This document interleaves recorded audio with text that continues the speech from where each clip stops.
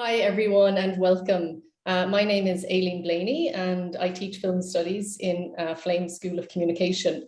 And I'm really delighted to welcome our guest speaker tonight, Professor Julian Cayla. So I'll just say a few words about Julian before passing the session over to him.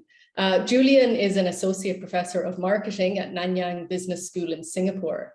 He comes from a marketing and cultural anthropology academic background and typically uses ethnography to study consumer culture.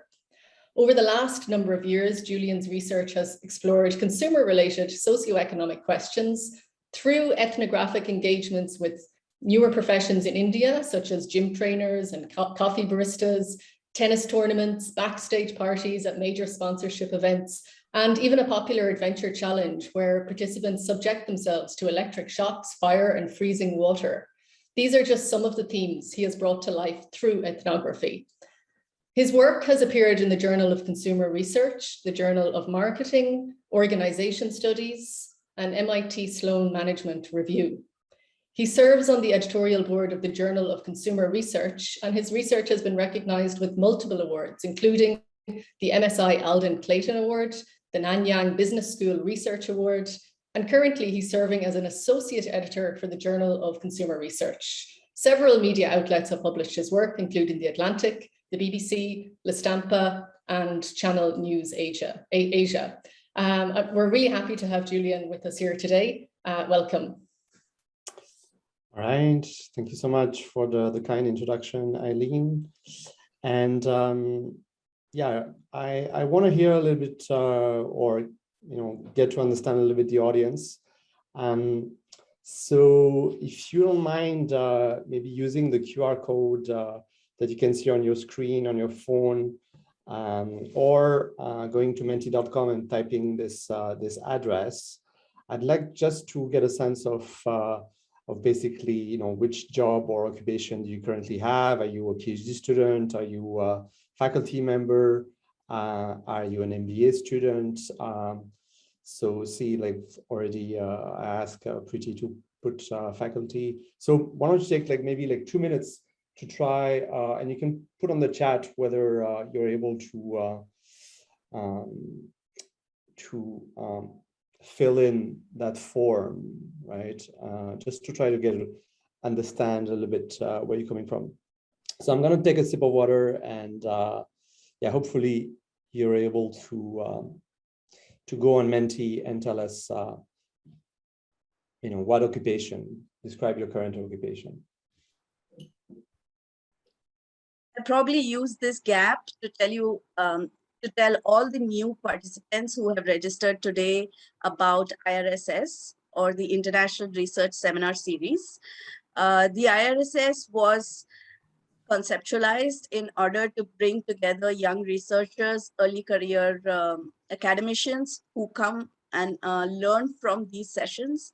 Who we bring here as speakers in the seminar series are experts in their area. Today, Julian is here, and Julian has been conducting these workshops and longer, shorter workshops on academic writing as a craft, and he will be talking about that to us today. In the past, we have had journal editors, we have had people from various streams of marketing communications who have come and discussed both current areas of research as well as the ways in which you can publish better.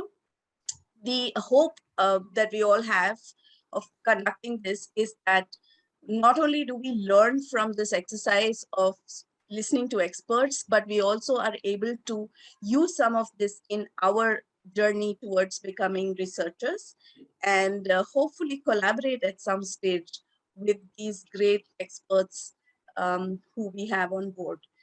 Going further, there's also one more special announcement. The announcement is for participants who have been coming in regularly for these sessions. If you have attended more than 3 sessions of IRSS over the last 3-4 months and in the coming next couple of months, then you get a faculty development workshop certificate. For every participant who is registered for an individual event, you get a participant certificate. And We hope to see you again in more of these sessions. Over to you. I hope you've been getting. Yeah. So what's the next seminar you have after this? So we are planning to have a women's research seminar, as in women in research. So associate editors who are women in this space is what we're planning next.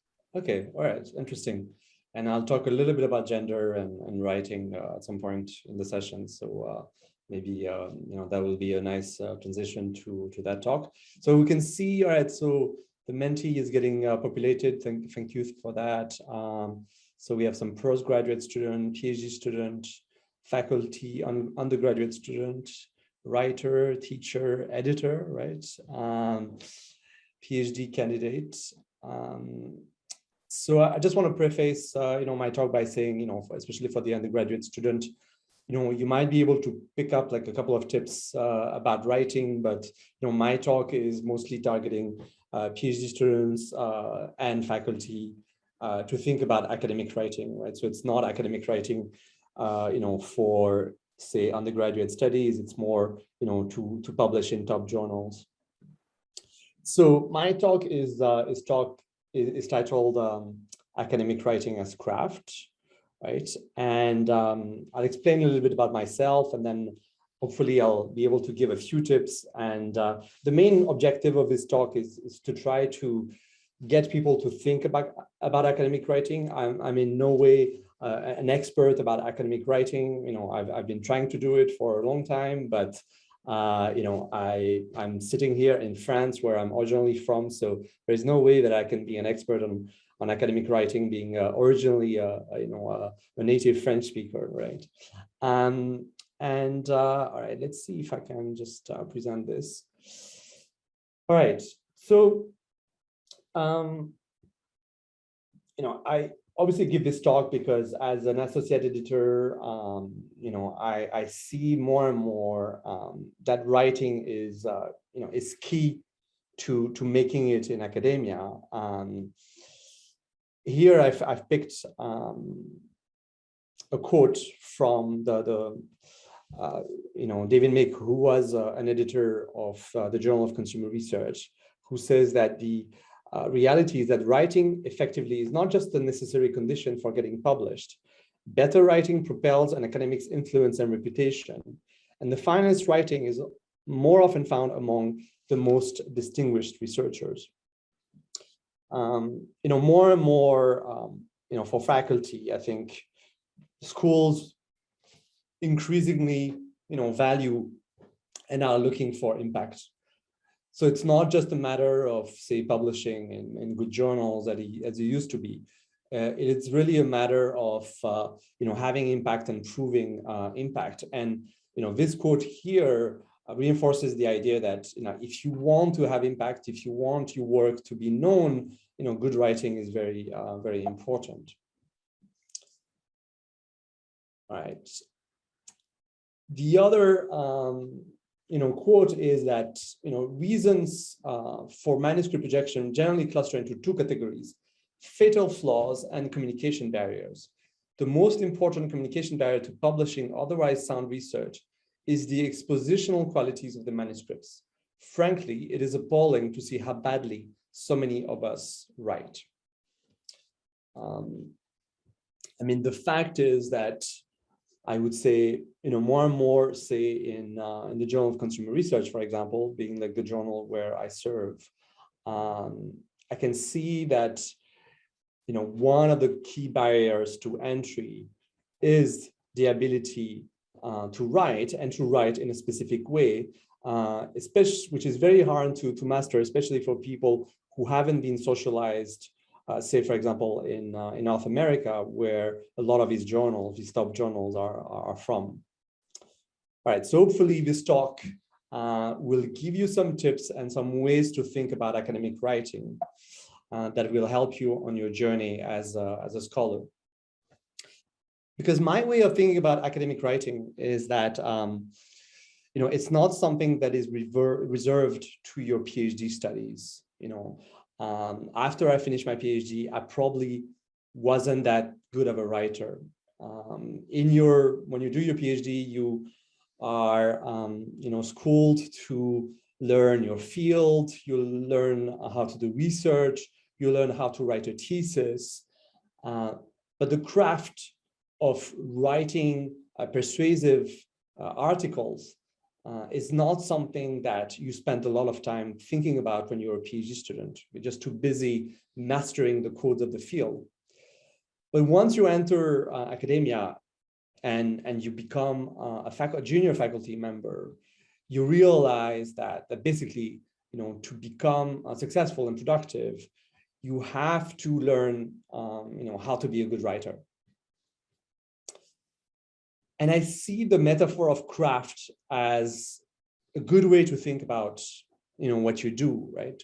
We think of, what we do maybe as knowledge work, but it's a kind of craft in a way that we also have tools and ways of improving ourselves like craftspeople.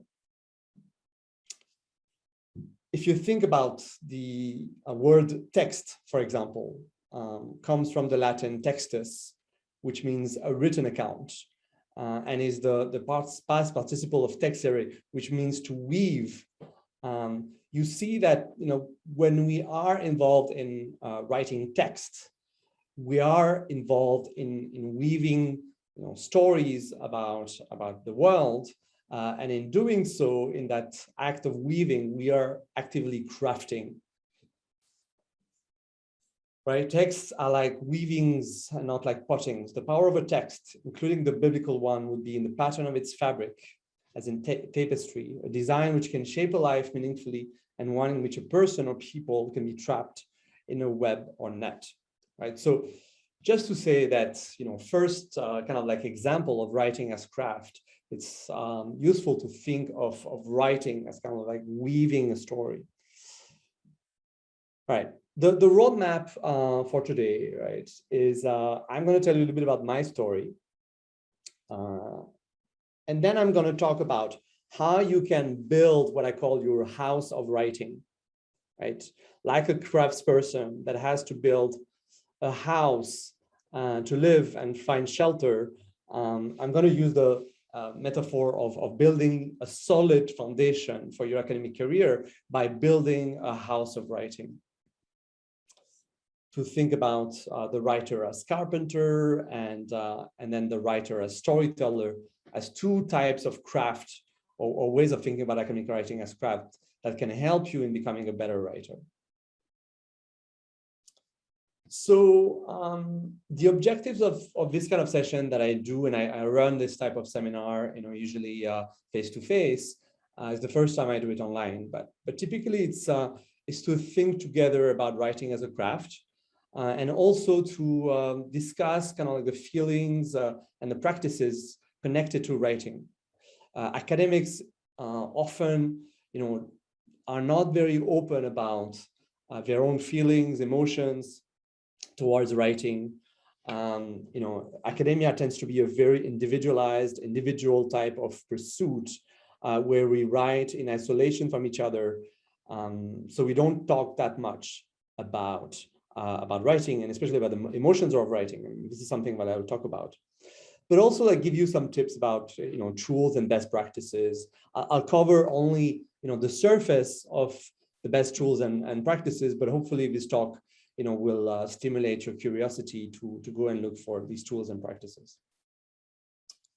All right, so just to give you a brief background, I grew up in France in a small town called Aix-en-Provence. I remember being in Aix-en-Provence before the internet and basically like reading this magazine that my parents subscribed to, which was called Géo. And I had this dream basically of studying in America. All right, this is one of the magazines that I used to read about American campuses. Eventually, I managed to fulfill that dream, and I went to study marketing and anthropology at the University of Colorado. And here is a picture of Boulder, which is a beautiful place where I was lucky enough to go and do my PhD. When I was doing my PhD, I read this book, And it kind of changed my life in a sense that it gave me the idea for a thesis that was quite different. The quote in the book was, imagine the richness of a study that would examine historically and ethnographically the production of advertising by a particular agency and its consumption by clients and prospects. I'm not going to give you like the long story of my thesis, but basically I ended up spending a year in Mumbai in an advertising agency 20 years ago, looking at foreign companies coming into the Indian market. I used to live in this neighborhood in Bombay, if you're familiar with Bombay, in Babul Nath, and I used to rent a room in this particular hospital for women where I was a paying guest for a year. So this is the environment in which I lived for a year, and eventually, I was able to publish some of that work in the Journal of Marketing.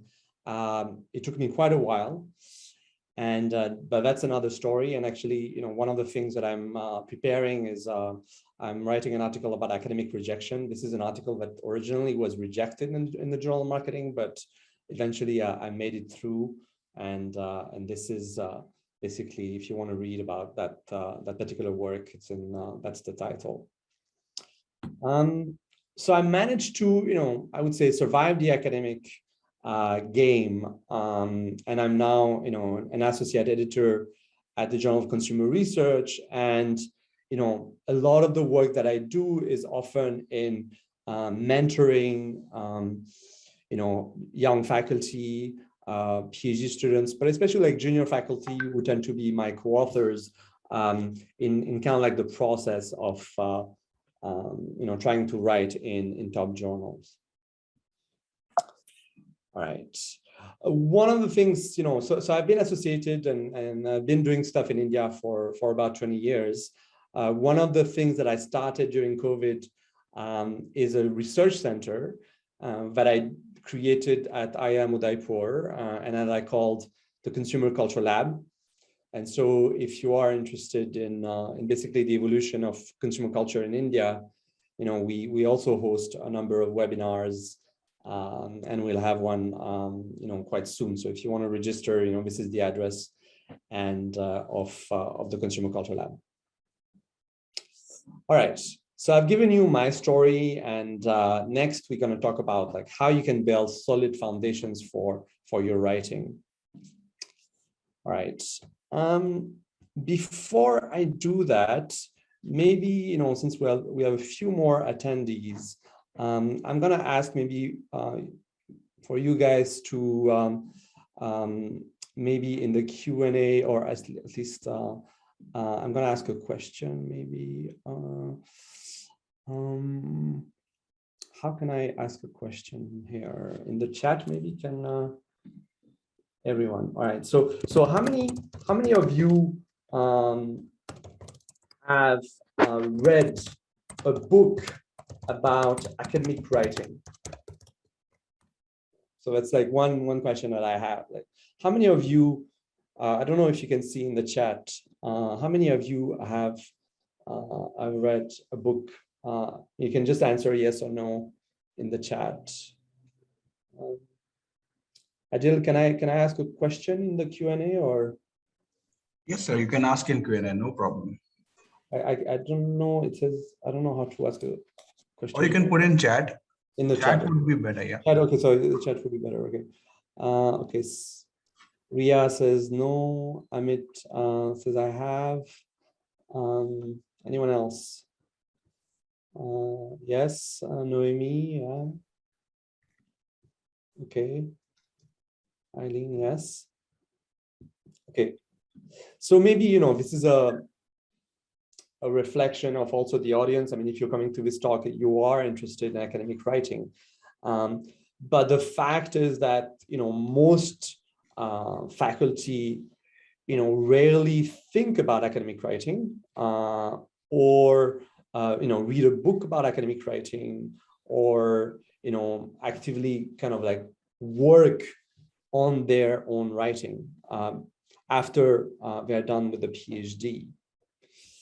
All right. My argument, though, is that academic writing is not something that you can. Let's see if I can. It's not something that you can just master quickly. It is something that you need to constantly work on. All right, let me just try to share my screen again. All right, and okay.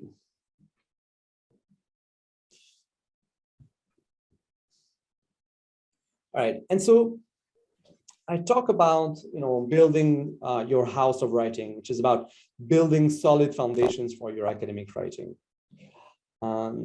And I take this idea from this great book, which I recommend, which is called Air and Light and Time and Space.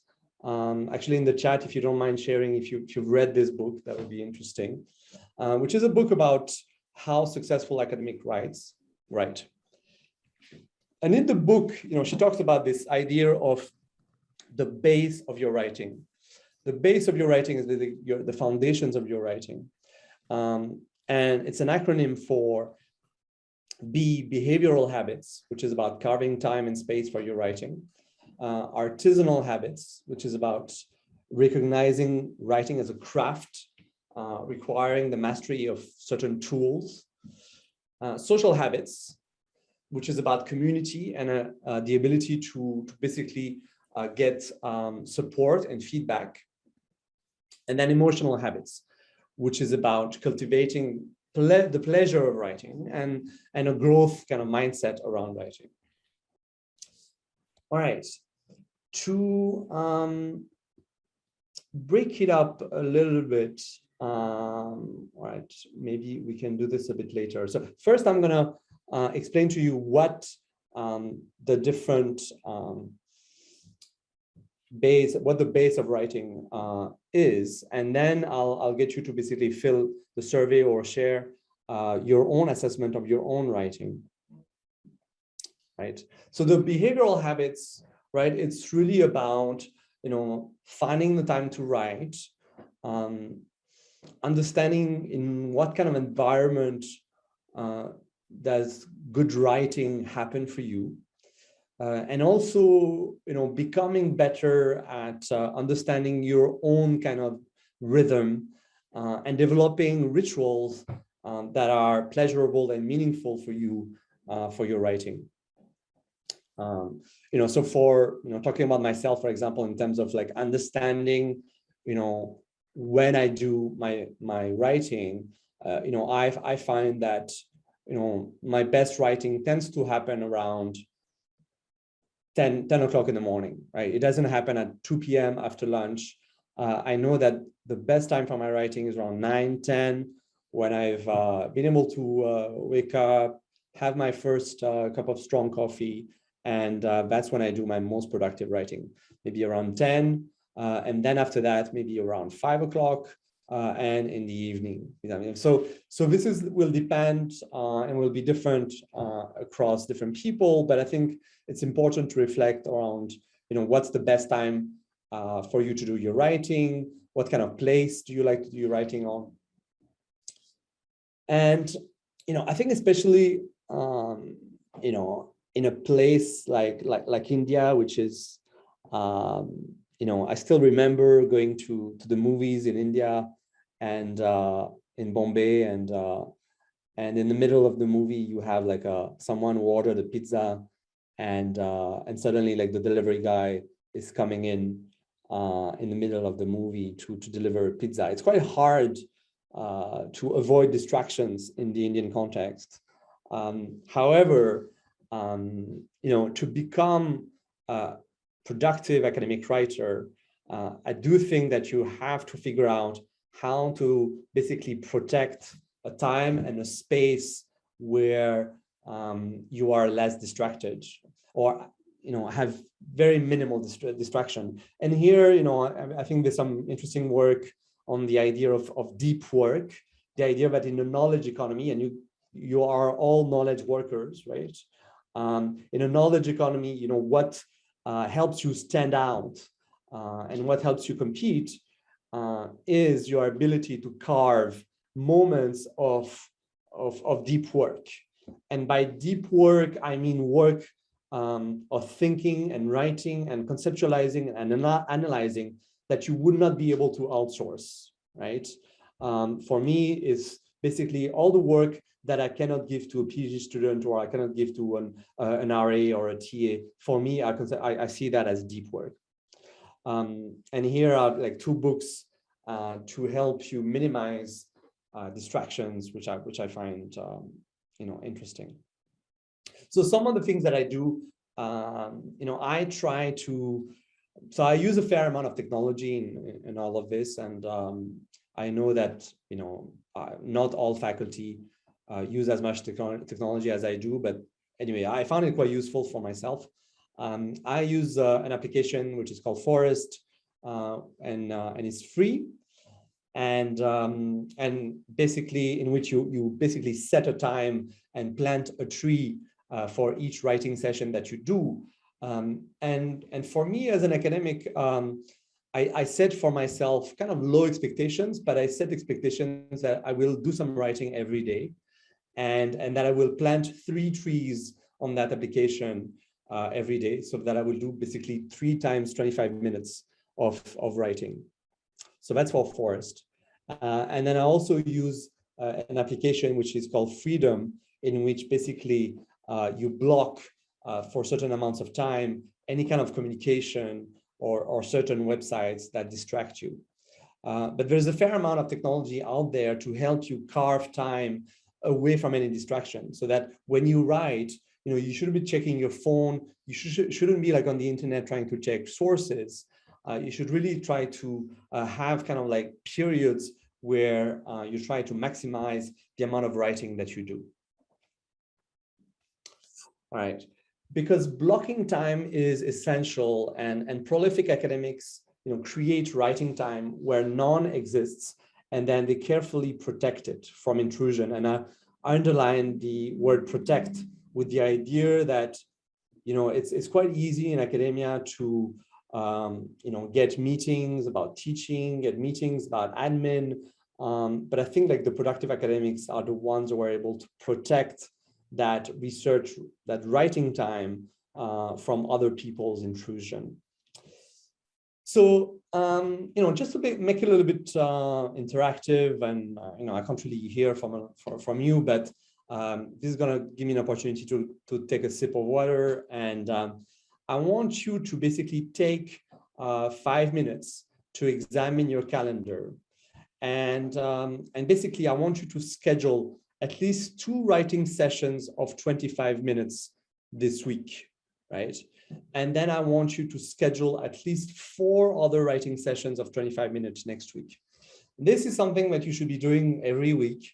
You should be looking at your calendar, and you should make sure that you block at least like 4 sessions of writing every week, which are kind of like the minimum that you should be doing.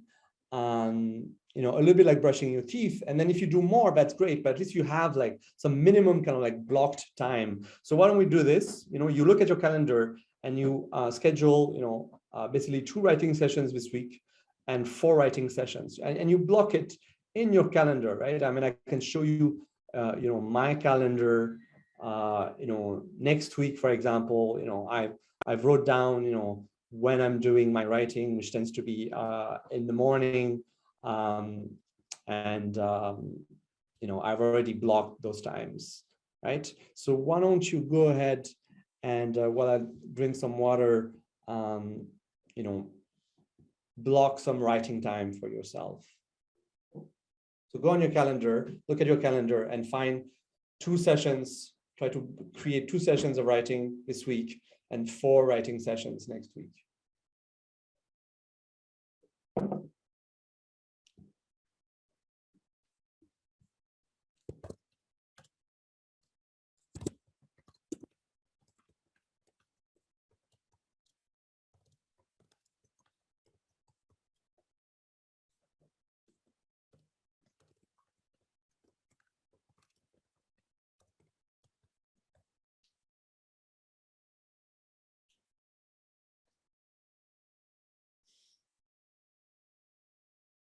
And then I ask a question in the Q&A, do you block time for your writing? And then the other question is, how do you find time for your writing?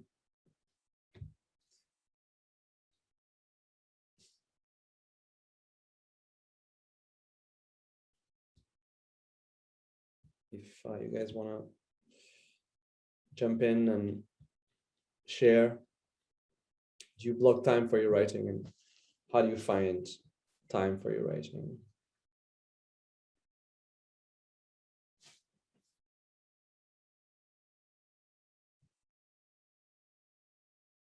Okay, it's mostly ad hoc, right?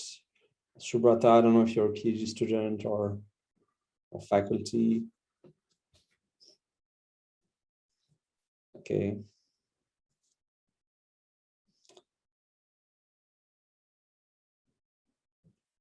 And like so it's mostly ad hoc for Subrata, and I would say a lot of, especially like junior faculty members, they will kind of like write when they have projects, or they have maybe a co-author that is waiting for revision.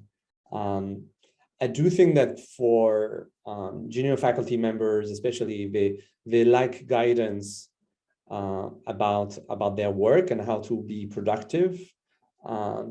And they are not told, for example, that having a habit of writing every day, regardless of the quality of your writing, will be a key to becoming a successful academic. All right, so I would encourage, especially like the junior faculty member. Okay, so Amit, okay. So Ria says, I don't block time for writing, but finding time is dependent on my productivity, which is at max in the morning. Okay, Kushiki talks about using a bullet journal to plan. Okay, that's interesting. Maybe you want to share more about that. Okay, and Eileen in response to deadlines, right? And Amit, right, usually the first hour of my academic hours. And there's a fair amount of research that shows that, we're most people, and obviously our circadian kind of like rhythms differ, but most people have more of a, actually, productive time in the morning. Some people are kind of, more night owls and do their writing in the evening. But personally, I find that like the morning like works best for me, and so I try to protect that time. All right, let me just go back to the base of writing. So we've talked about behavior, right? Behavior is about how good are you at finding some time and finding the best place to do your writing. Artisanal habits is about first, like recognizing that writing is a craft that requires continuous learning, and to think about if I'm a craftsperson, what are the tools that I use, what are the techniques that I use, and how do I improve my writing, right? So, and here, I'll give you like, different sources, but I don't want to, necessarily do this as kind of like a seminar teaching you how to write. We can only do this in a more kind of interactive format. One book that I give all my PhD students and junior faculty I work with is a book which is not about nonfiction or academic scholarship. It's a book about fiction.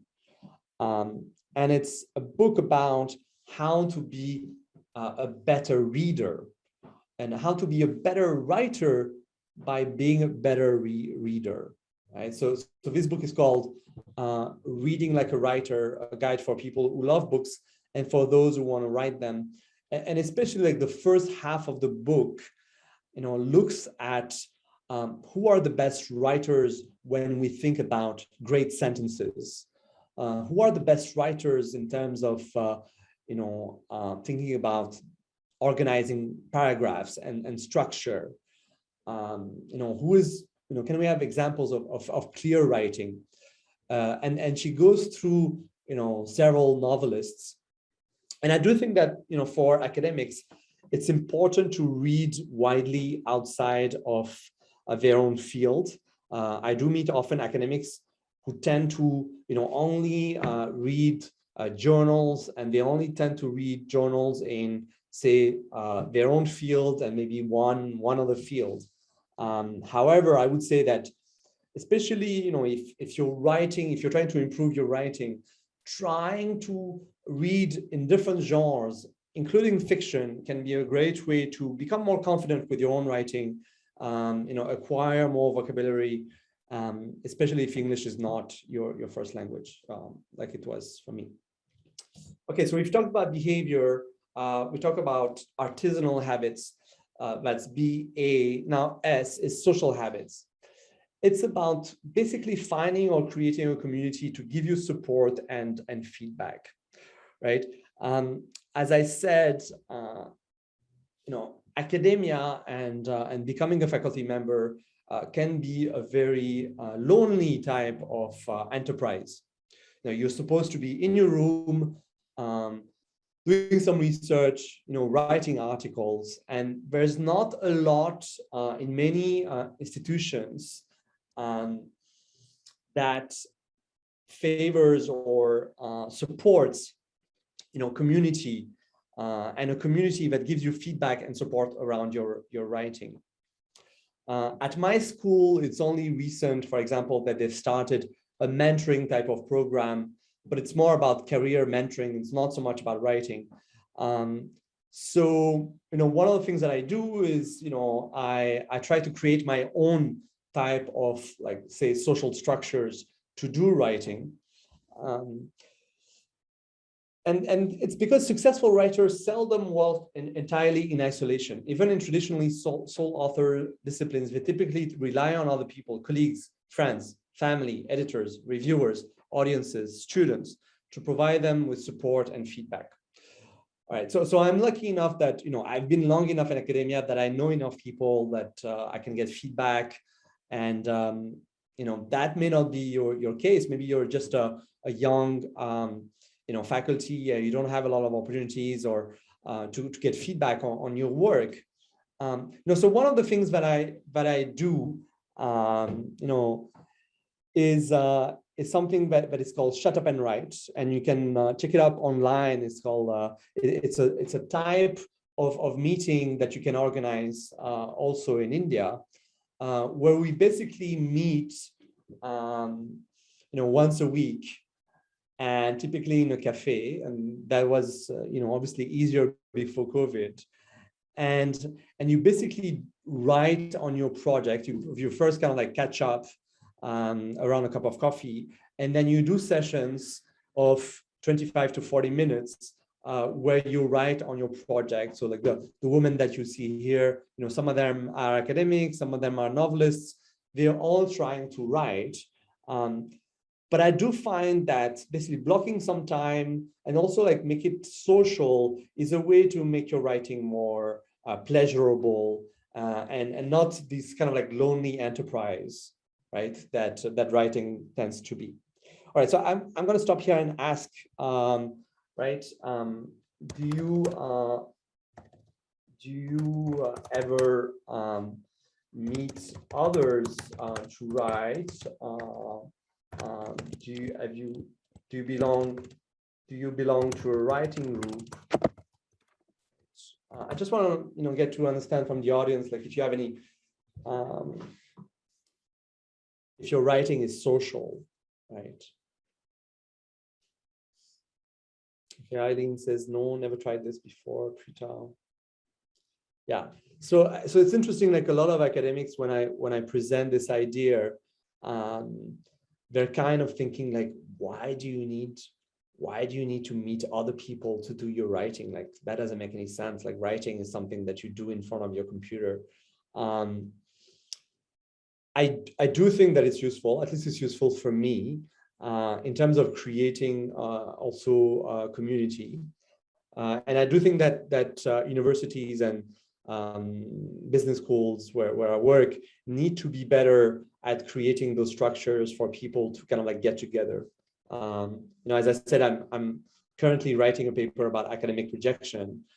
And I've been doing interviews with academics on the issue of getting your paper rejected, and some of the academics that I talk to, even very accomplished academics, talk about like the shame that they experience when they are rejected by your journal, which can be crushing, especially if you've like worked on your thesis and then try to write an article.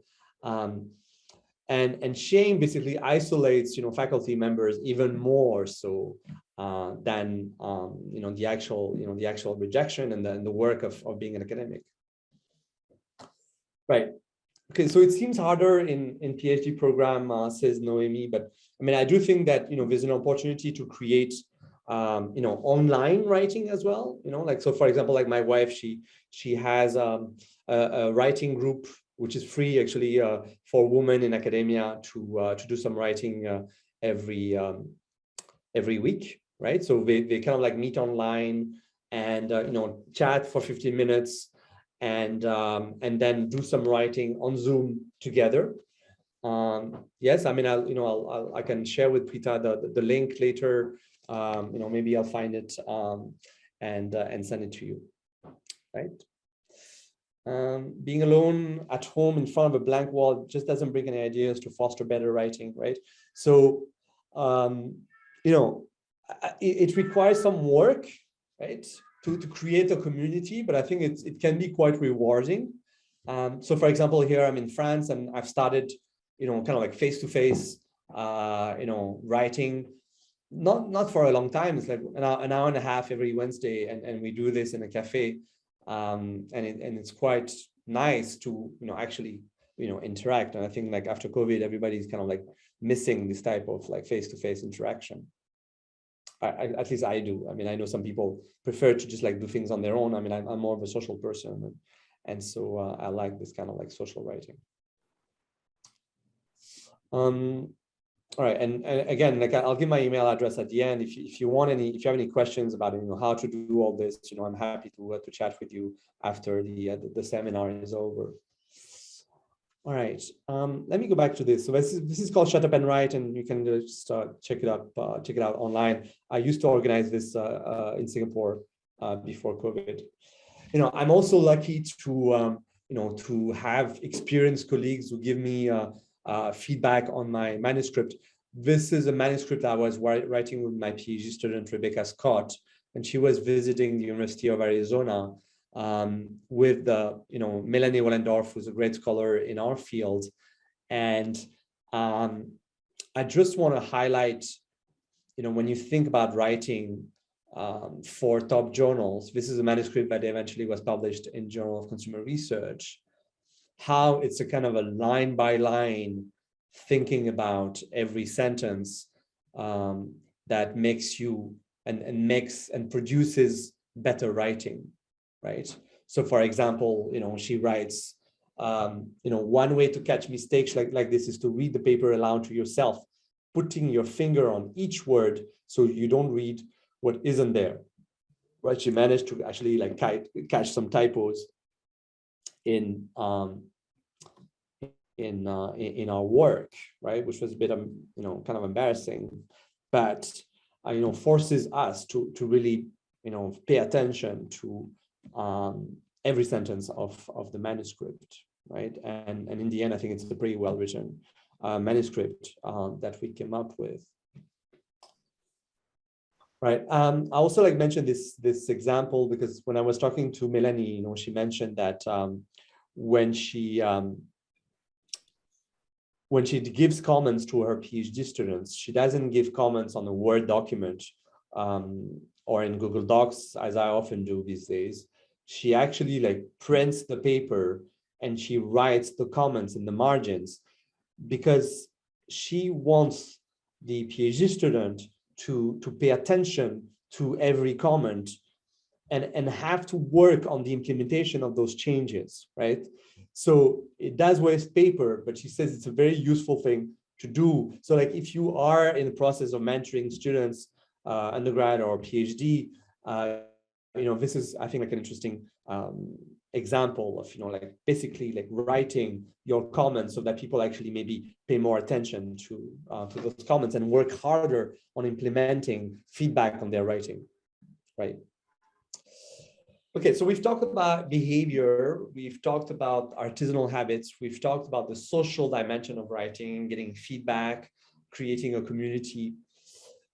There's also like the important emotional aspect of writing.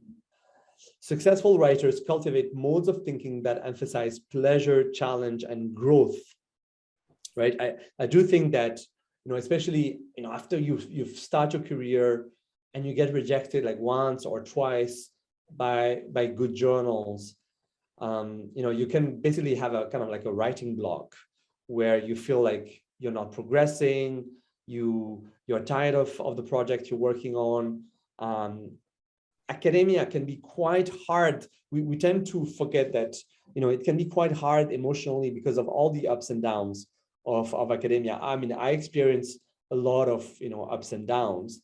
Last year, I had 3 rejections in top journals at different rounds, first round, second round, third round, with some of these projects I've been working on for like 6-7 years, right? So even at a more advanced stage in one's career, you experience a lot of ups and downs. And so you have to think about basically, how do you prepare yourself for that emotional roller coaster that being a researcher, an active researcher actually entails. And I mentioned to Preeta that there's a gender dimension to this.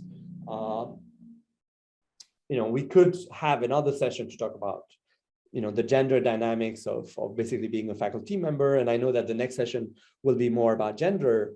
But you can see here, this is in the Ellen Sword's book on writing, where she did a survey.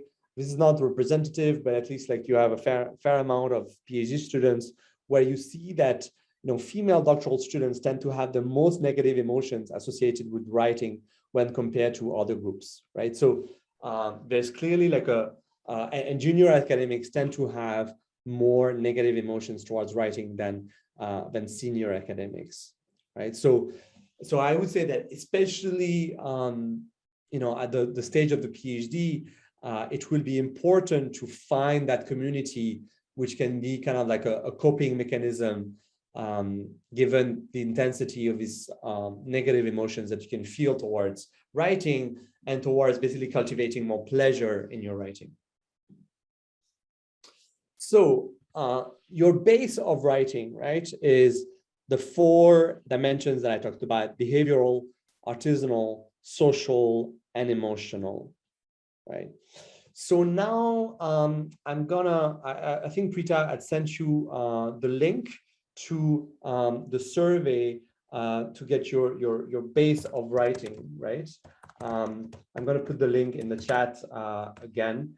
I'd like you to, I'm going to take more water, and I'd like you to go to this website where you will and take this survey, right? So here's the link to the survey again, and I will just wait for 5 minutes for you to basically assess how you're doing in terms of your behavioral habits, your artisanal habits, and your social habits.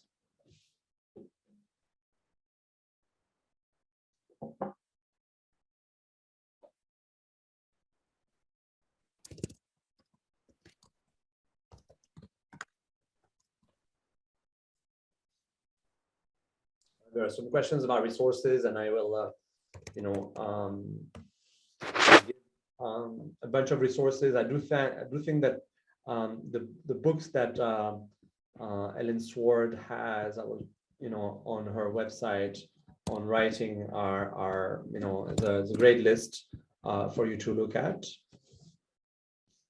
I will also put a link to my wife's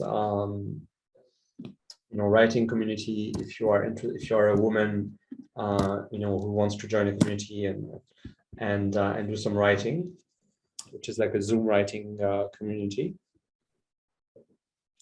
So that was right. So, but for now, I'd like you to do this. Like, tell me what your score is.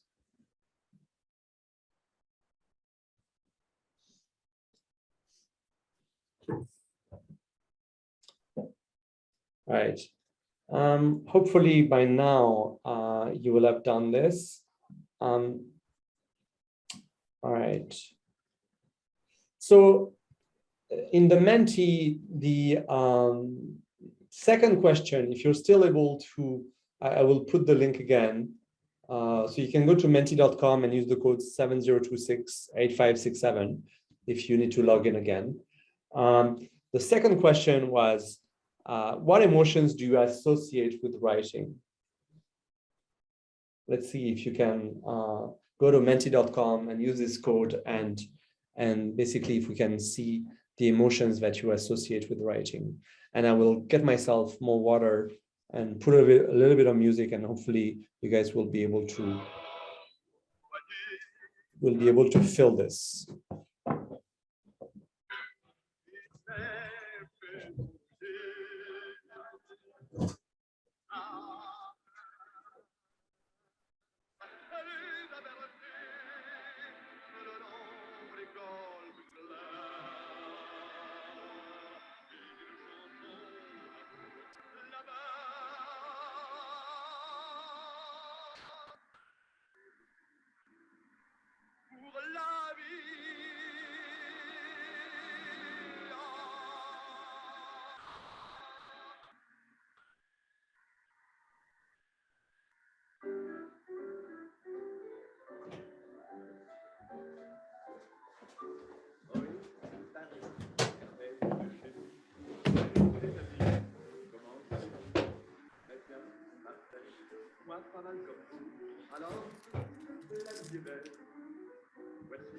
All right, so thank you for filling this. Okay, so excitement, pleasure. Okay, you guys are very positive emotions when it comes to writing. Any negative emotions?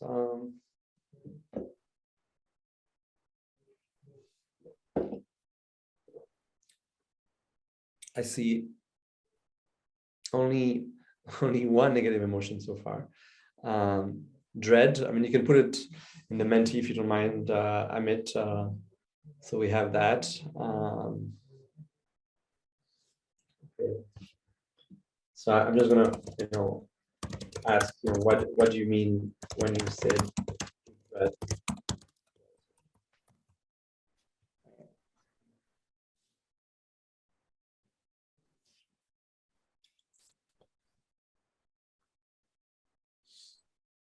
Okay, Satish says discipline.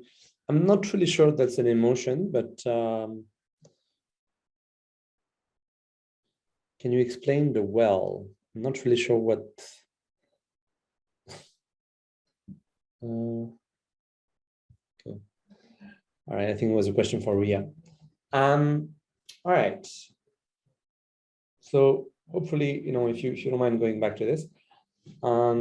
So I share with you my own base of writing, right? And this is like my score, where I scored above average for behavior. I do find like time to write. I block some time. I do like constantly like try to improve my writing. This is something that I think about quite a lot. The social, though, is a little bit more difficult for me. The kind of work that I do, not many people around me in Singapore do that kind of work. So it's quite difficult to have that social, that support around and get a lot of feedback on my writing. And the emotional, I would say I've gotten better at it. But it's still, sometimes, I have mixed emotions around writing. Sometimes there are projects which are like, just because of the journal revision process for me, like just drag too long, and I end up like basically not wanting to write on that particular project, and that's a challenge I still face. Okay, the well. Okay, I don't really know. So what does the well correspond to? I don't remember. Ria, what score does it correspond to, the well?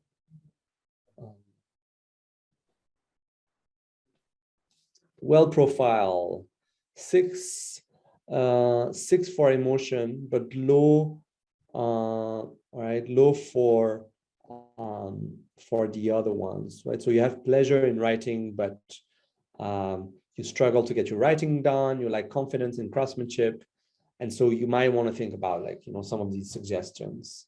All right, thank you for sharing, Ria. All right, let me pick this up. So, it's important to think a little bit about your own writing, what your strengths and weaknesses are, and kind of like reflect on how you can improve your academic writing base and have a more solid foundation, using this framework. At least, like, I find it a useful framework to think about my own career and my own writing. All right, so I've talked about, like, building the house of writing. Now I'm going to use, like, two kind of like craft metaphor to think about writing. The writer as carpenter first. I've traveled a fair amount in Asia and especially in Japan. I'm quite fascinated by, like, the precision of Japanese craftspeople in every kind of area that you can think of. And here's a picture of a traditional carpenter. And what I find amazing in Japan is the way that the amount of attention and work they put into making things that look simple and beautiful. The way that, for example, a Japanese carpenter like this one does not use a single nail as they are putting together a piece of furniture or a house, right?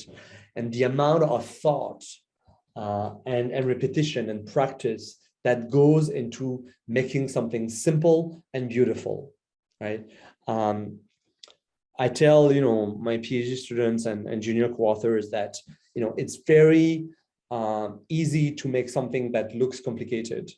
And it's, very complicated to make something that looks simple. And that's the same thing for Japanese carpentry, and the same thing for writing, right?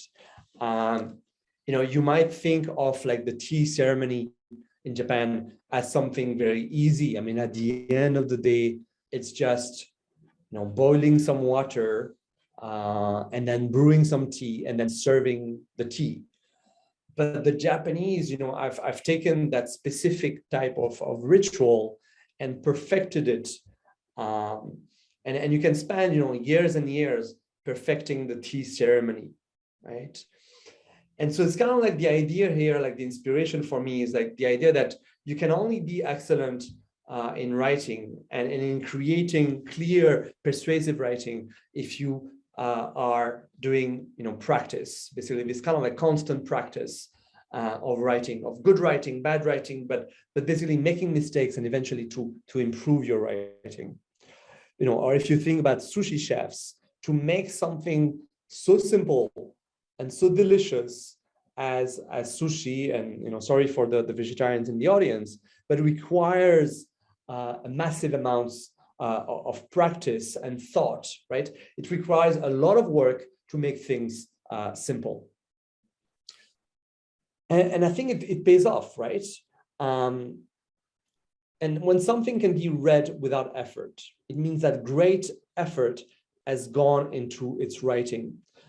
Personally, in my own writing, I try to make it accessible. For me, if academic writing is full of jargon and cannot be understood by a friend or a family member or a manager, then probably there's something wrong with the way that I've written the piece of writing that I'm working on. I often ask, like one of my co-authors was, let's say like 4 years into after his PhD, if your wife cannot understand what you've just written, given that she has a postgraduate education, there's probably something wrong with your writing. And I spent a lot of time having to decipher, bad writing. I often find that PhD students and junior faculty members, they think that basically they lack confidence, and so they kind of like try to overcompensate by putting a lot of jargon in their writing. This is an example, so this is an app that I use, which is called Hemingway Editor, which is, say like about like 1,000 rupees, I think it costs. I think you can download it on PC and Mac. And it's basically an algorithm where you can paste your writing or someone else's writing and see how readable it is. Your grade, the higher your grade is, the more basically education someone will need to read your writing, which means that the higher the grade is, the less readable your writing is, right? So in this case, the grade is 16, which means that it's actually like not very readable. And then here I just picked like a PhD student, sending me his work, and you can see that basically almost every sentence is hard to read.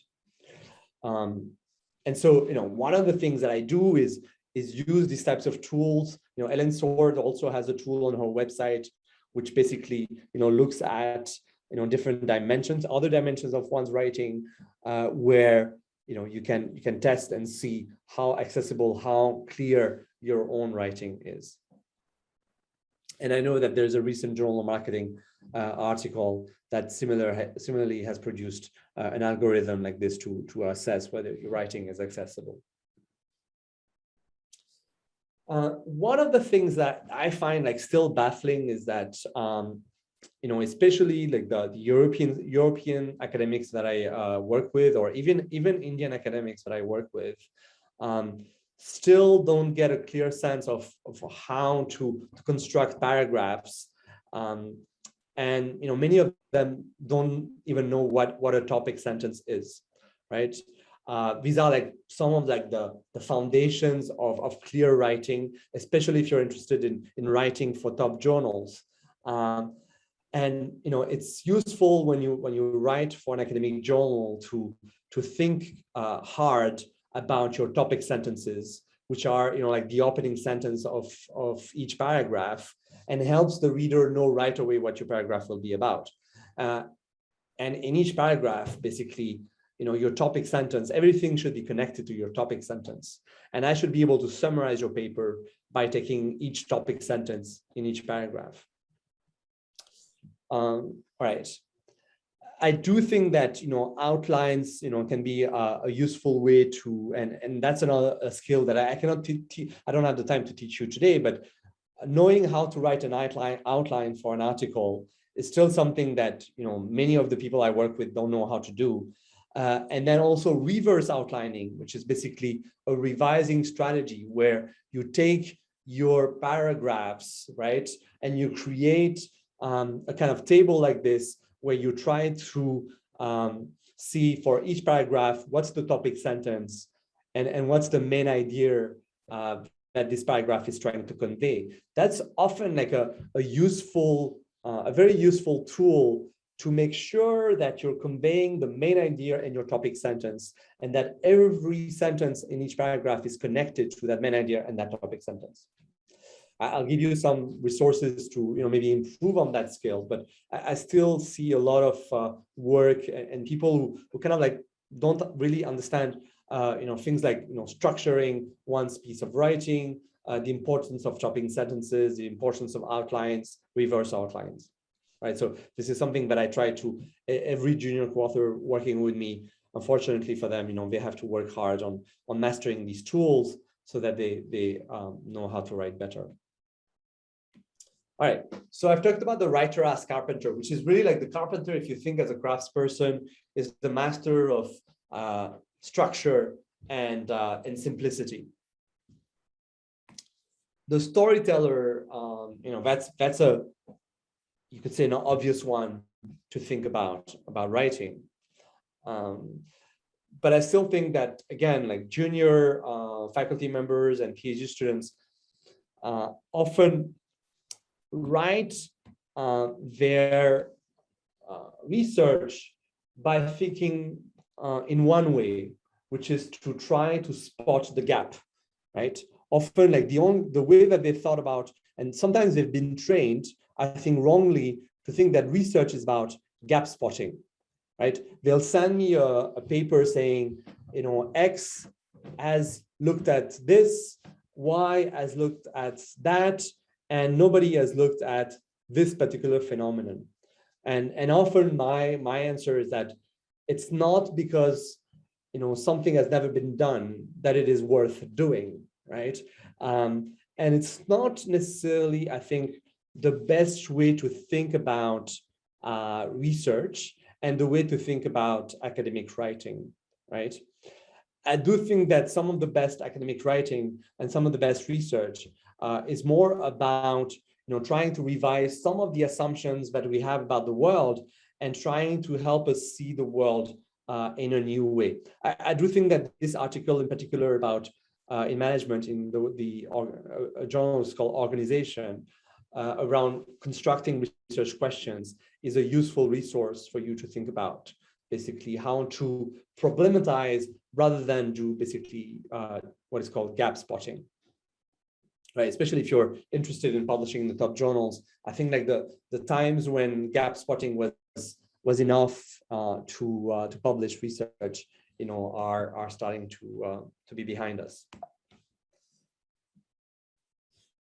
All right, so and here, in terms of thinking about storytelling, I do like to think about research as constructing mystery. A little bit like being and reading, writing a detective novel that helps people see the mystery of the world, because there are lots of things that are just mysterious or can be constructed as mysterious, and then constructing your research as a way and your ideas as a way to understand that mystery and solve that mystery. And here is another resource, an academia management review, which I often suggest to people who do too much gap spotting.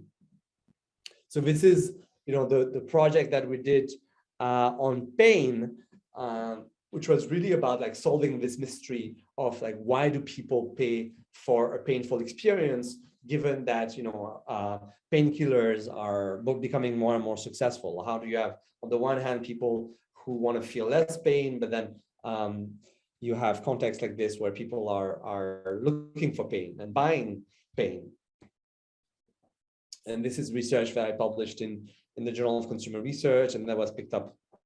And I do think that it was picked up by the media quite a lot, not only because it's an interesting phenomenon, but I think also because it was a well-written, a well-written paper. In my own writing, I try to do and try to send my work to different types of journals. I know some colleagues who just focus on one or two journals, but I find that basically sending my work to different journals, like the Journal of Marketing or Sloan or Org Studies, allows me also to improve my own writing skills. All right, we're coming to like the end of this talk.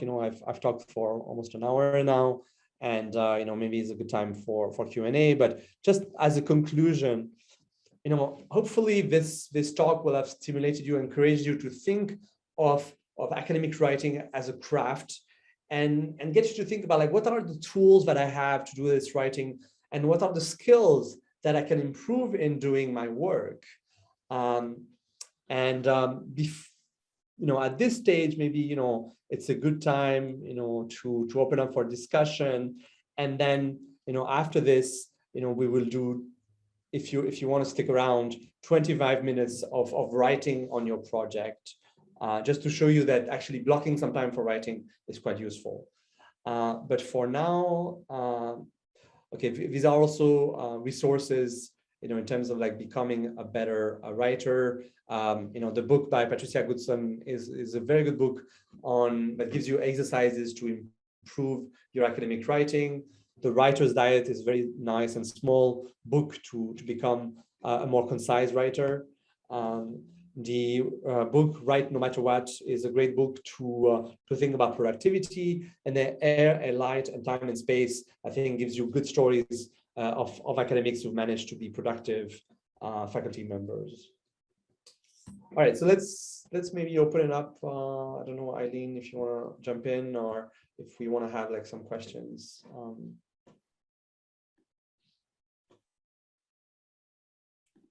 Feel free to ask any questions, or if you want resources.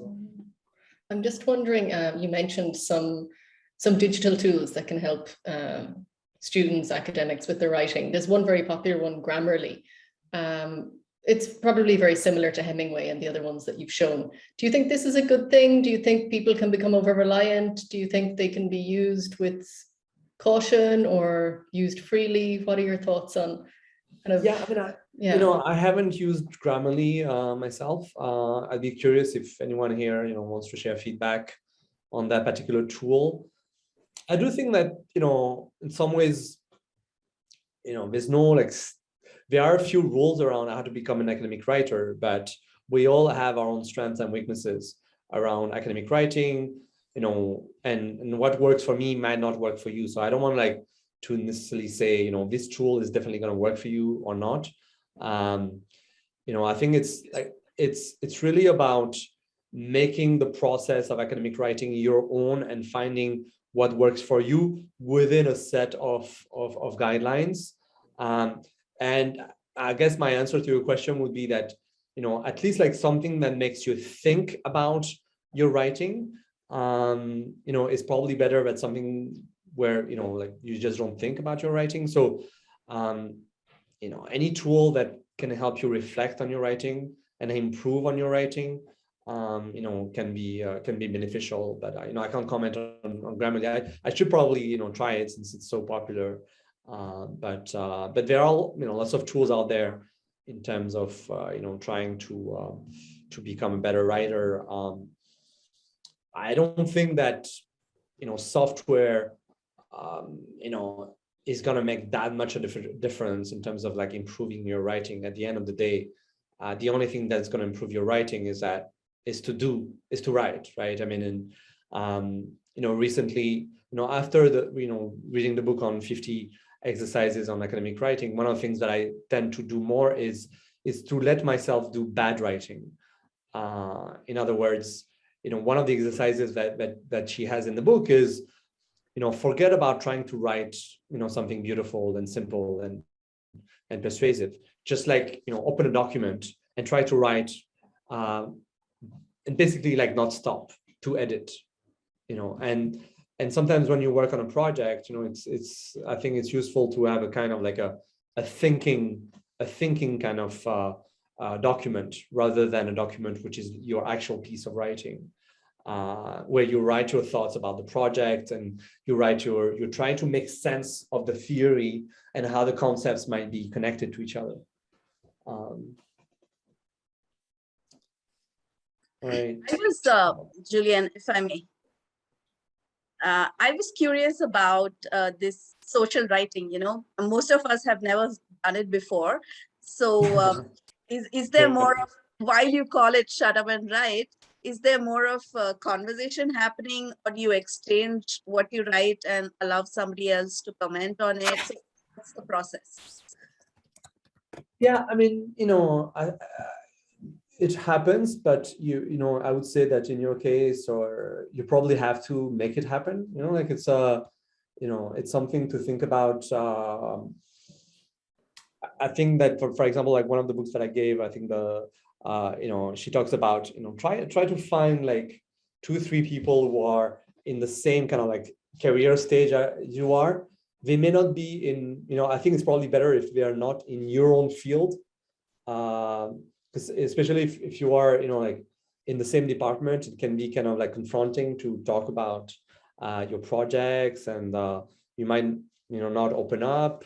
I do think that, like, say like in a place like Flame University, trying to create groups of 5-6 people in the same kind of like career stage, and say, okay, like we're gonna do like a session in the coffee shop at Flame once a month, where we maybe use like some time to talk about our writing, and then do some writing together, can be a way also to create a community that gives each other a kind of like comments on writing. I mean, so I would say this is good, especially in institutions which don't have those structures or haven't thought about those structures.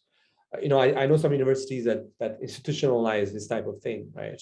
Have kind of like writing groups and so on. And I do think that's in a lot of schools, it's needed, because, being a faculty member is often kind of lonely. I mean, at least that's the way I see it. I mean, you meet students and you do conferences and so on and so forth.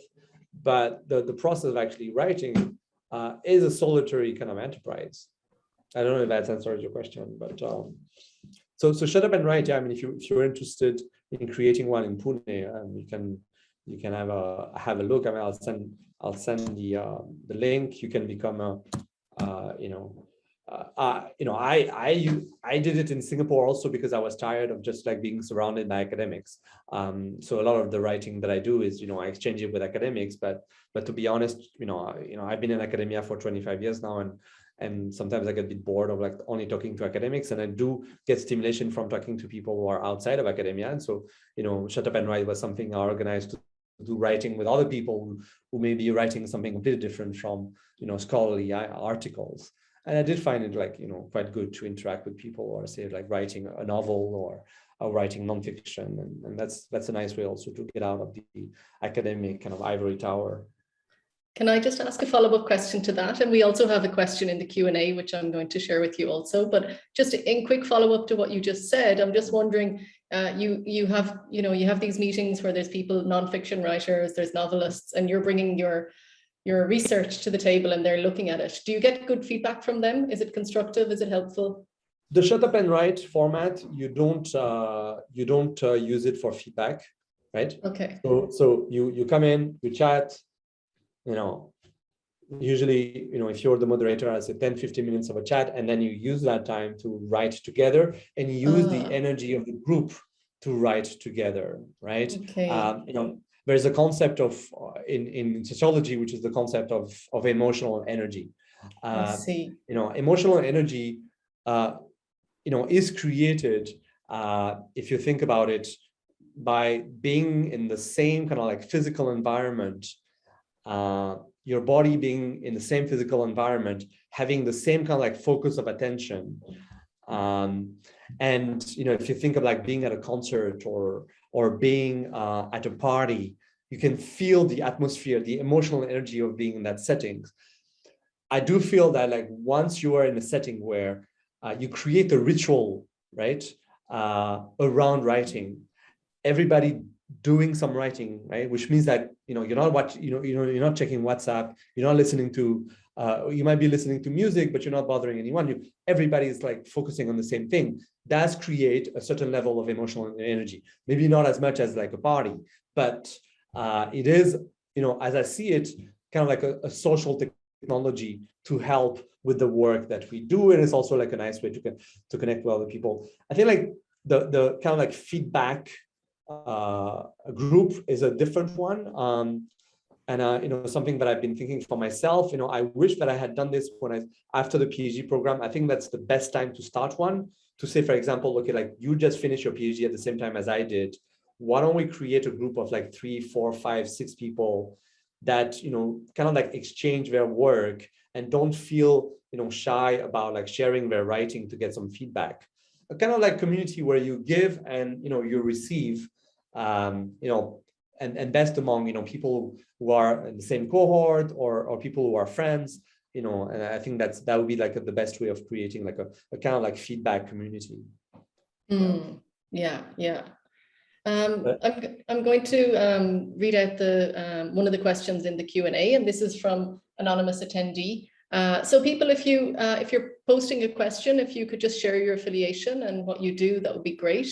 But this question is for you, Julian. Anonymous attendee is asking you to please share your thoughts about using speech-to-text conversion apps to help overcome the dreaded writer's block and to cultivate the base habits of writing. Right. So like the idea is that like you kind of like take your phone and like you record your notes. I must say I don't really have a lot of thoughts about this one. I mean, I have used, sometimes I do use like speech to text apps.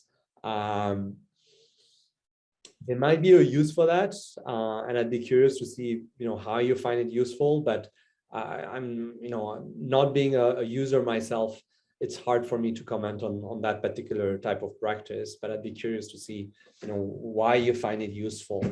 I think that often the dreaded writer's block is because academics tend to set high expectations for themselves in terms of the quantity of writing they're supposed to do and the quality of the writing that they're supposed to do. And I think that my advice, for junior faculty is, lower expectations. Lower expectations that you have of yourself. Academia is not a sprint. It's a 25, 35, 40-year kind of career. It's a marathon, right? Somebody like mentions like Russ Belk. Russ Belk, a heavily cited scholar in marketing, he's very smart, but he's not necessarily like the smartest scholar that I have ever met. There are probably like smarter people than Russ Belk, but one is constantly writing. And so he's been writing all the time for 50 years. And then he's also like very resilient. He keeps at it, right? He keeps doing the work, right? Now, not everybody can be Russ Belk. And I do think that like having kind of like practice every day, including like being gentle with yourself in terms of the expectations that you have with yourself. Like, so sometimes, like PhD students in particular, they feel like, okay, like what I'm writing is really not of good quality.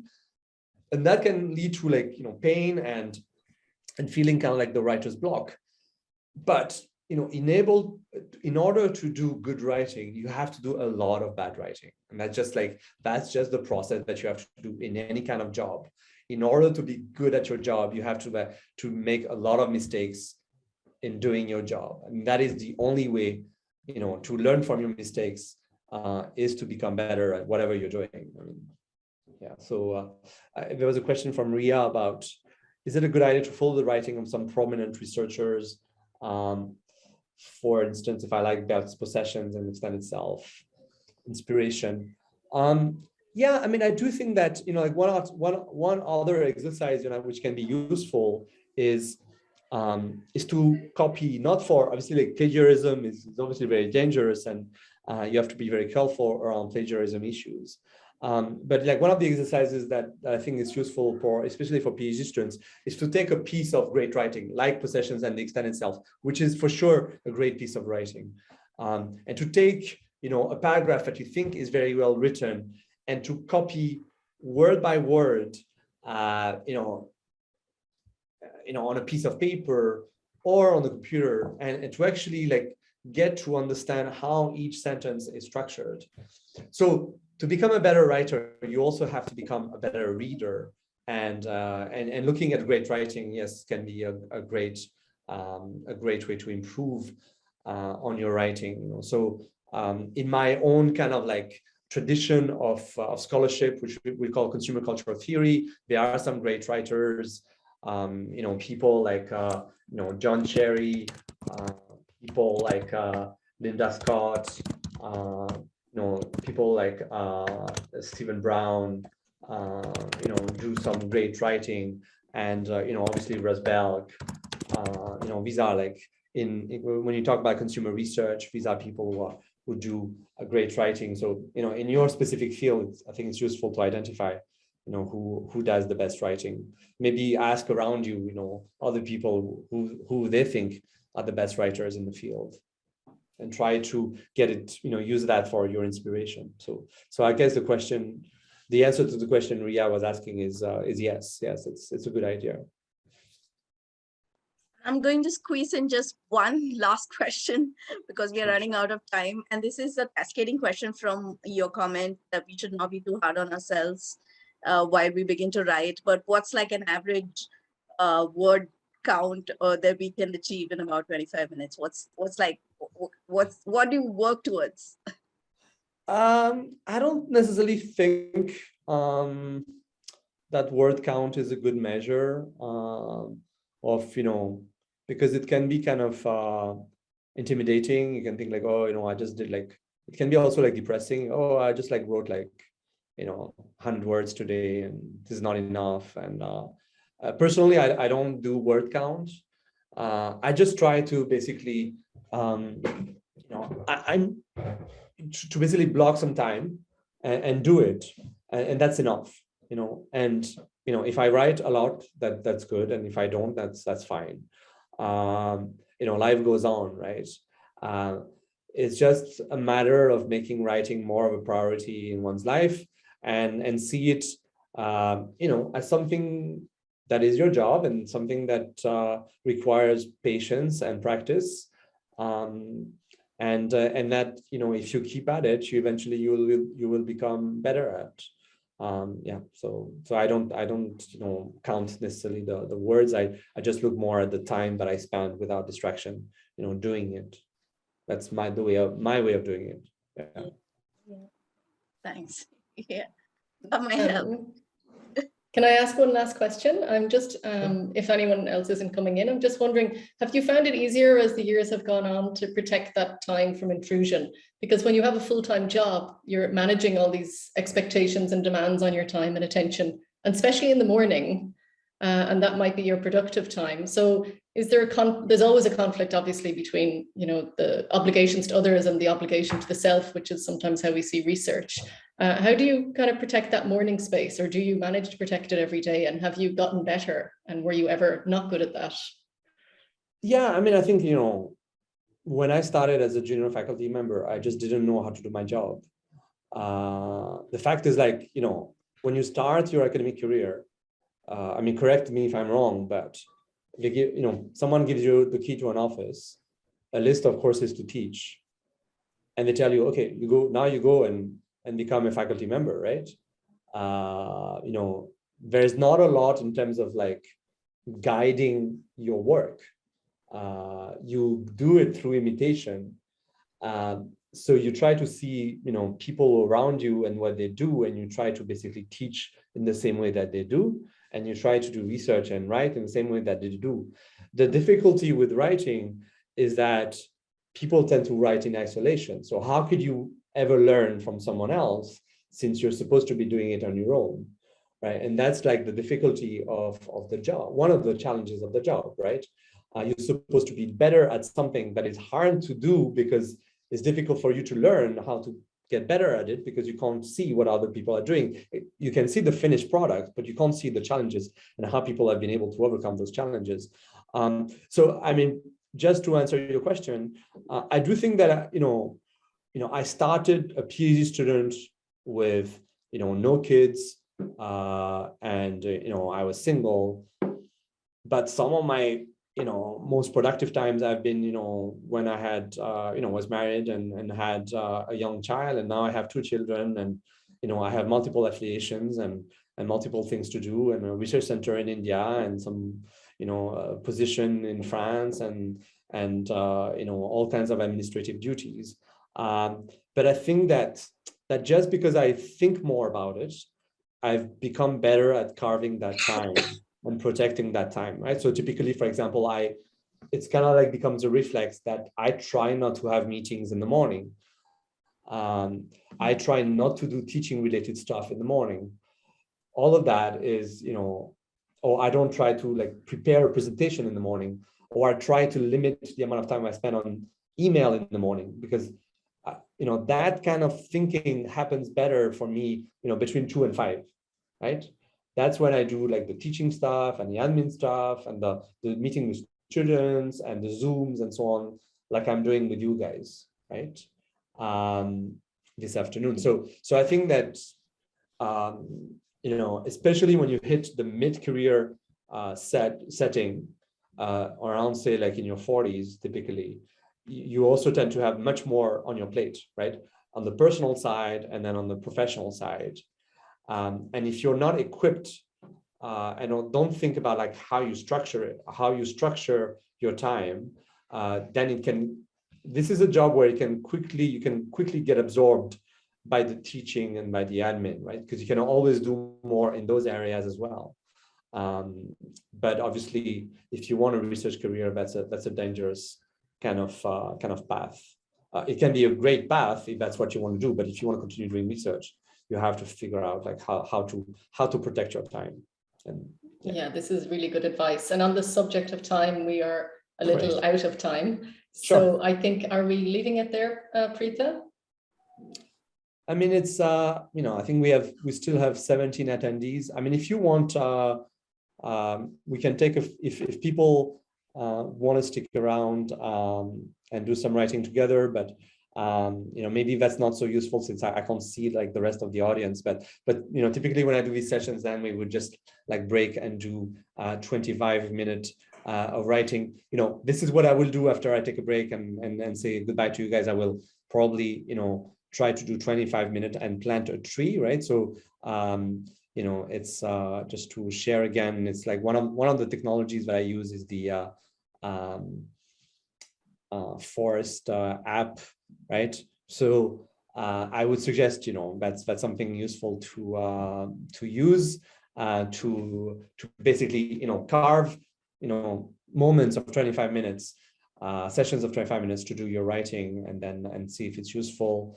And as I said, like this is my email address. If you have any questions or want to follow up with me, I'm happy to take more questions. Otherwise, yeah, thanks a lot for inviting me, and hope it was useful. And all the Indian audience members, I will just say, Fir milenge, and hope to see you again another time in India or somewhere else, right? Fir milenge. Thank you so much. What a fantastic session. I think it's been very, very useful, especially for most of us who have, especially for me on a personal front. I think my greatest challenge has been finding time to write. And based on today's session, I have blocked 3, 30-minute blocks for the next 1 week, which I think if it's very difficult for you, you can just start with like 15 minutes. If you're not used to blocking time, even just 15 minutes, you'll see if you just like focus on it, it's quite long, 15 minutes. If you're not busy kind of like browsing the internet, just writing 15 minutes, just writing is quite long. Yeah, and you can achieve quite a lot. And I am going to take up that offer that you made on starting a Shut Up and Write sort of group, community here at Flame as well, or in Pune itself, where we could get more writers from across different universities or, stages of writing to come together and see how we can do that. Maybe reach out to you if you have any more questions on this and how to do it and how to get the energy going. I mean, it's really not that difficult. I show you, I just started one where I am in Lyon, where I'm doing my sabbatical, and I'm doing like writing sessions on Wednesday, 9 to 10 in a cafe. Come start the day with some writing. You work on your project and get to hang out with other writers. And so in a sense, all you need is kind of like, to just start it, right? And then I think it's, I don't find it that useful to try to find necessarily like a time that is going to work for everyone. It's more like creating a safe space and a time where people know that, okay, we can come and do some writing and meet other people who are doing the same thing, and just start it and see how you go. I mean, I think it's just, at my university, what they did is also they got some money to actually get like cookies and tea. And that's a nice like incentive to get people to join. And we would do that in before COVID in one of the rooms, and people would join and have some tea and do some writing, and And it's a great way to create community as well, especially in, in schools. I don't know what it is like at Flame, but sometimes, we don't necessarily know all of our colleagues, and so it's a good way to meet other people as well. So let me know how you go, and if I can help, of course, I'd be happy to give some advice. Yeah, it sounds wonderful. It kind of rethinks the ritual of writing, because we're so used to writing on our own and going into a room. And I'm curious to see how I'll respond in that setting, because I think you mentioned you were someone who was used to writing in quiet spaces, like most people, obviously. But it's interesting to see how we can function in these more social spaces, and probably get a lot from it in ways that we can't predict. Yeah, I mean, I'm not going to say this is for everyone, right? Works for me. I know some colleagues and some faculty who say, "Oh, I can only work in my office. I cannot work with distraction around me, like in a cafe, for example, is impossible for me." So that's, for that kind of person, that's just like that's not going to work, and that's fine.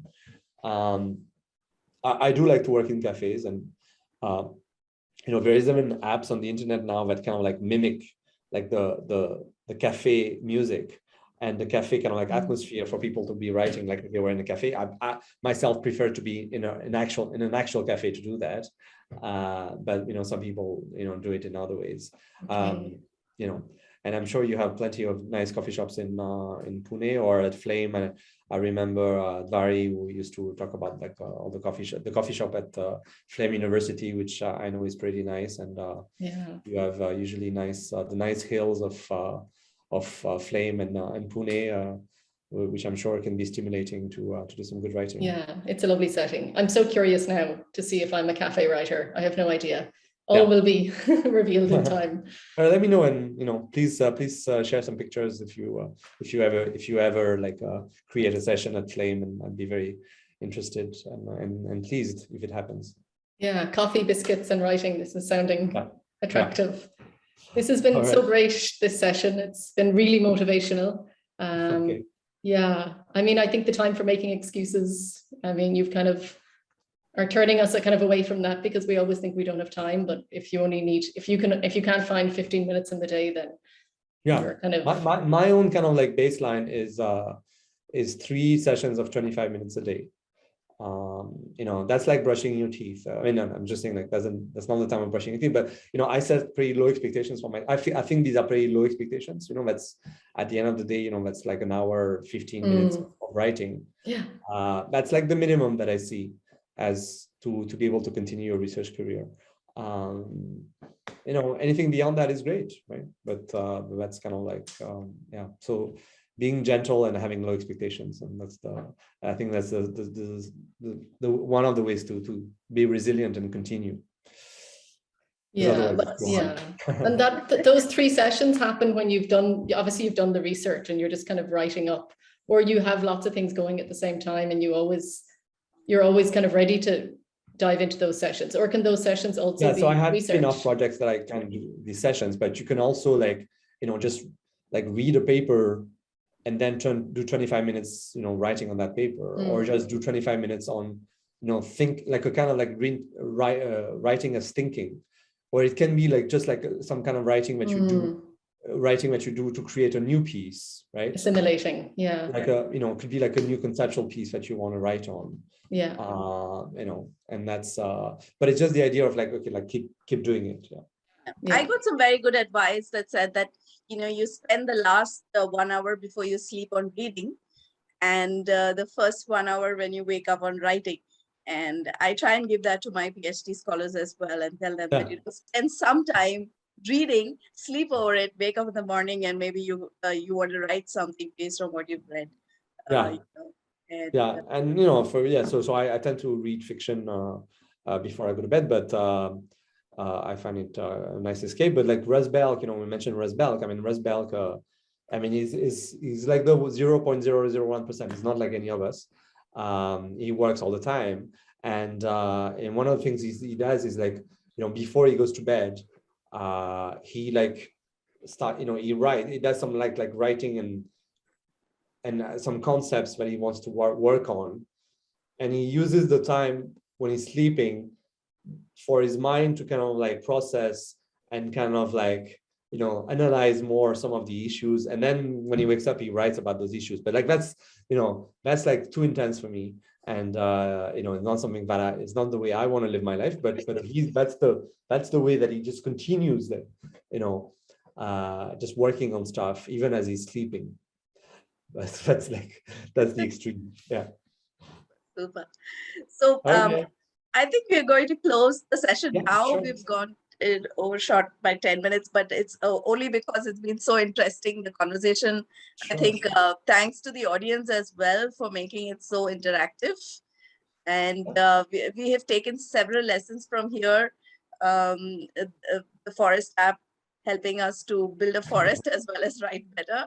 Yeah. You know, community writing, getting together and trying to do it. And at the same time, ourselves building in discipline in creating, you know, better schedules and forced sort of times when we try and write ourselves. Thank you, Eileen, for being here and moderating the session, taking questions. I'd also like to thank our Dean, Professor Sajid Narayanan. He's not here today because he's traveling, but usually he's in all the sessions that happen for IRSS. He's been a pillar of support. Apart from that, the marketing team that has worked very hard in getting the word across about this session. Members who have joined in today, and the team that is working on the back end for all of us to, you know, the technical team that made this happen. Thank you, all of you, and meet you again for the next session with as much enthusiasm and participation as we always see. Thank you, Professor Julian, and I hope this is just the beginning. And not the, you know, this is not a one-off session, but the beginning of what we could do possibly in upping our game as far as research writing is concerned, and doing more productive, impactful work in the global arena is concerned. So I hope that you're with us on this. Sure. I'm happy to stop by and have coffee at, you know, Flame one of these days. Yeah. Yes, Forward to that's what you're aiming. Yes, that's what we're aiming for. That's what. Good luck to you, and yeah, great congratulations on you know, the seminar series. I do think that like the next session on you know, gender and women faculty members should be very interesting. That's a very good way to do it. All right, see you soon. Thank you, Good luck to Julian. you. Bye bye. Bye bye. Bye bye.